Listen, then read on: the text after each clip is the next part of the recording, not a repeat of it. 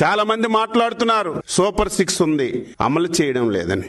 ఆర్థికంగా ఇబ్బందులున్నాయి, సమస్యలున్నాయి. అయినా సరే రేపు జూన్ లోగా ఇంకొక 3 మంచి కార్యక్రమాలని ప్రజానీకానికి సూపర్ 6 లో ఇచ్చిన హామీలు నెరవేర్చాలని చెప్పి నిర్ణయం చేశాం. అందులో భాగంగా రేపు పాఠశాలలు తెరిసే సమయానికి ఏదైతే తల్లికి వందనం కింద ఒక పిల్లవాడికి 15,000 ఇస్తామని చెప్పాము.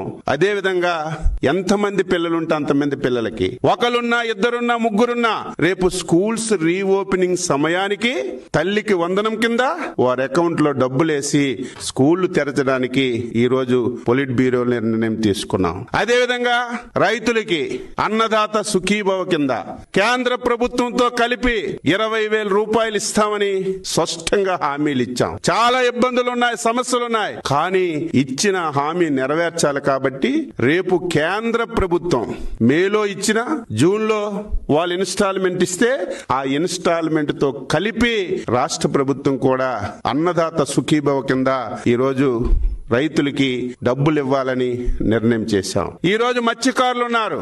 మత్స్యకార భరోసా ఏదైతే వేట నిషేధ సమయానికి 10,000 ఇచ్చేవాళ్ళు 20,000 ఇస్తామని చెప్పాం. నిషేధం రేపు ఏప్రిల్ 15 నుంచి జూన్ 15 వరకు 2 మాసాలు వేట నిషేధం ఉంటుంది. ఏప్రిల్ 15 ముందే ఇస్తామన్నటువంటి 20,000 మత్స్యకారుల కిందకి భరోసా కింద ఇవ్వాలని చెప్పి నిర్ణయం చేశామని చెప్పి తెలియజేస్తున్నాను. చాలా కార్యక్రమాలు ఈ రోజు ఎవరైతే రిటైర్డ్ అయినటువంటి మిలిటరీ ఉద్యోగులకు కార్పొరేషన్ అన్నాం, అది పెట్టాం. స్వర్ణకారుకులకి కార్పొరేషన్ పెట్టాం. దాదాపుగా 60-70% హామీలన్నీ కూడా నెరవేర్చాం.